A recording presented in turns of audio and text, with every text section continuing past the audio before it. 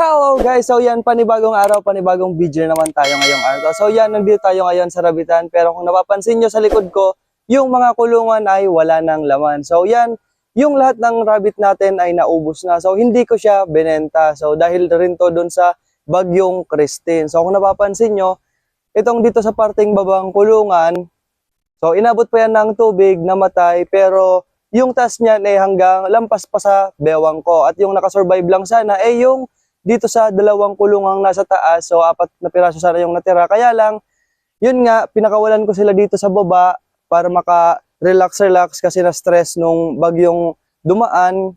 Kaya lang, yun nga, hindi inaasahan na pasok rin ng asong gala. So aso rin ng kapitbahay namin dito lang sa likod. So napagsabihan naman na, pero di ko naman siya totaling siningil dun sa pinsala o sa ginawa ng aso niyang namatay nga yung rabbit natin. Kasi kami-kami lang naman yung nandito, kung minsan hindi rin maiwasan, lalong-lalo na yung baboy ko, hindi rin maiwasan pag pinapakawalan ko, lalo na yung mga bihi ko nakakawala, hindi rin talaga maiwasang makapirwisyo o makapeste rin sa kanila. Pero yung sa aso kasi nila, magkaiba yung ginawa kasi yung alaga ko, namemeste sa tanim nila, yung mga halaman, hindi naman yung totaling gulay. So, syempre, narireklamo rin ako kung minsan, pero kami lang mismo yung nag-uusap na hindi na namin pinapaabot pa sa barangay. Kaya, kinukulong ko na lang rin.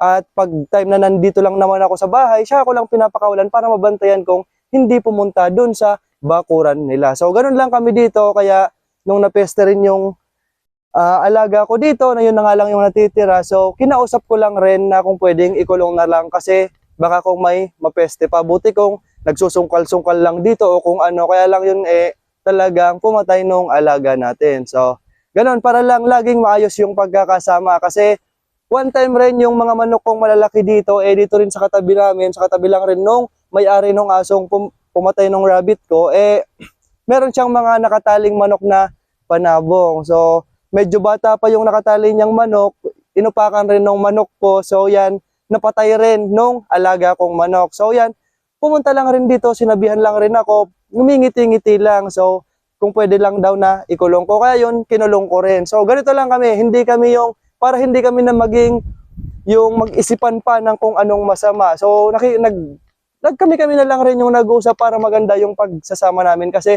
magkakapit bahay lang naman kami. So, ganun kami. Hindi na kailangang mag-isip pa o paabutin pa kung saang bagay. So, yan. Sayang nga kasi syempre, kung ano man yung pinagsimulan ko dito sa pagbablog ko, sa paggawa ko ng video, dito ako sa pagrarabbit nagsimula, dito nag-umpisa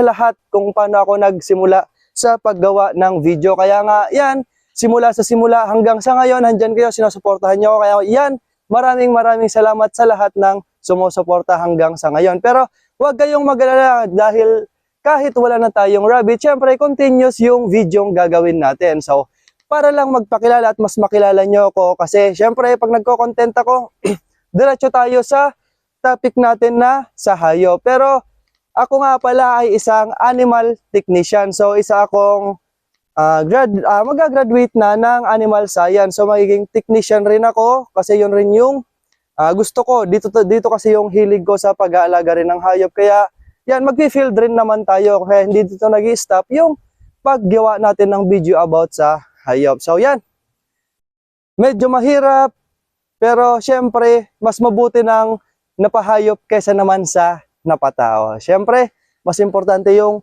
buhay pa rin naman ng tao. Pero syempre, kailangan rin natin talagang ingatan yung alaga natin. Kasi syempre, ginusto natin yon na alagaan.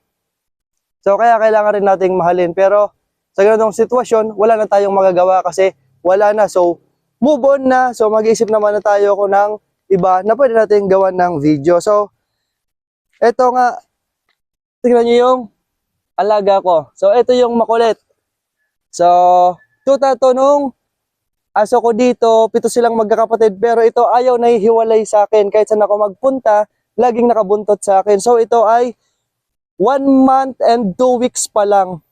So, ito ay babae. Sayang hindi naging lalaki. Gusto ko sana lalaki. So, kasi dito sa amin, maraming galang aso tulad nga nun napasok ako ng patay.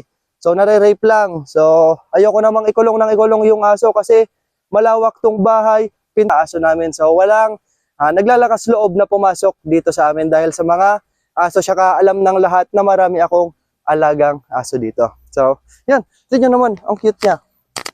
So, hahaba yung balahibo nito kasi yung mother nito ay Chow Chow. So, yan. The most aggressive dog is yung Chow Chow. So, hindi nyo pwedeng pagkatiwalaan basta-basta yung Chow Chow kasi nasa ilalim yung kulo niyan. So, kahit mabait man, once nahawakan nyo yung Chow Chow, baka bigla kayong kagatin. So, kaya kailangan nyo mag-ingat. So, yan. Hanggang doon na lang muna guys. Bye-bye!